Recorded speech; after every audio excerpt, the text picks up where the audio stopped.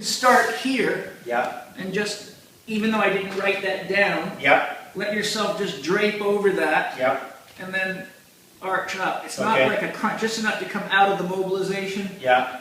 into it, relax. While Yeah. you're here, you can roll around. You Okay. can hold the roller here, Yeah. and you can put traction by pulling yourself up Okay. and letting your pelvis hang over, and that'll unlock the lumbar joints. Okay.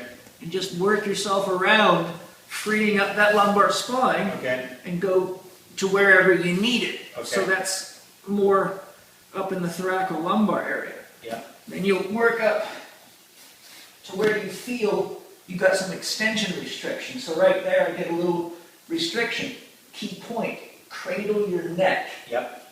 not the head. Yes. Yep. You'll get a kinetic shift sometimes. You know how the... Yeah.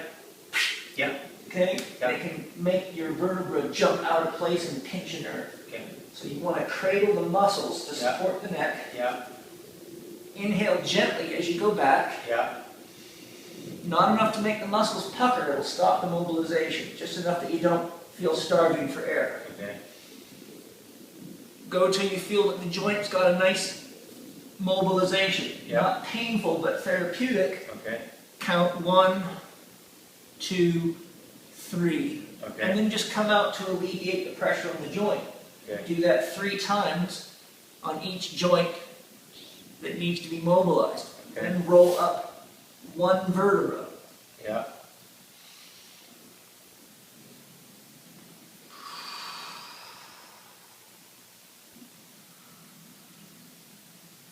Okay, if you get one that feels stuck even after a few moves, try doing some rotational mobilization on it. Just Okay. lay in the spot, and even you can put your head on the ground to help you relax and turn. See if you can unlock it by using rotation. Okay. Okay?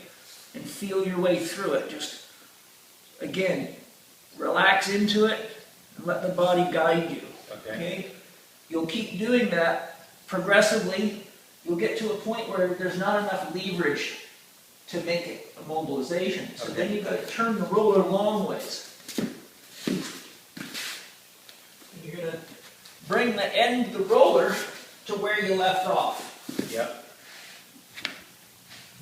And again, cradle the neck. Yeah. Now you're going to use the weight of the head. Yeah. Sometimes exhalation helps to do this easier because you can relax better with it, so you have to experiment. And I want to keep my chin, I don't want my head to drop back. I want to support it. And see right there, I got quite a kink there because I have a bad neck injury. When I put a bar on my back, it jams the joints. So I can feel I got to open that, and it just clicked open, okay? So you'll just drop in there. Yeah. And do the same sort of approach, then just go up 1 vertebra. Yeah. You can get right to the CT junction doing that. Okay. Okay? Yeah. And again, you can mobilize and rotate, Yeah. and whatever you feel you got to do to open that Yeah. section. Yeah. Okay?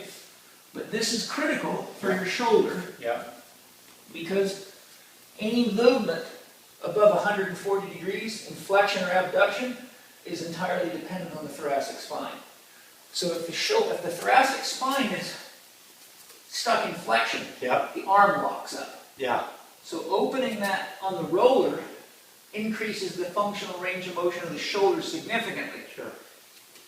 If I throw you balls, or you're playing volleyball, for example, or swimming, and your spine's too curled, every single time you try to bring your arm up, the shoulder gets impinged because the scapula cannot get back Yep. to follow the humerus. Yep. So it creates a distortion. It causes a disassociation of the shoulder joint. Okay. It disassociates it from the joint, Okay. which stretches the anterior capsule of the joint out. Okay.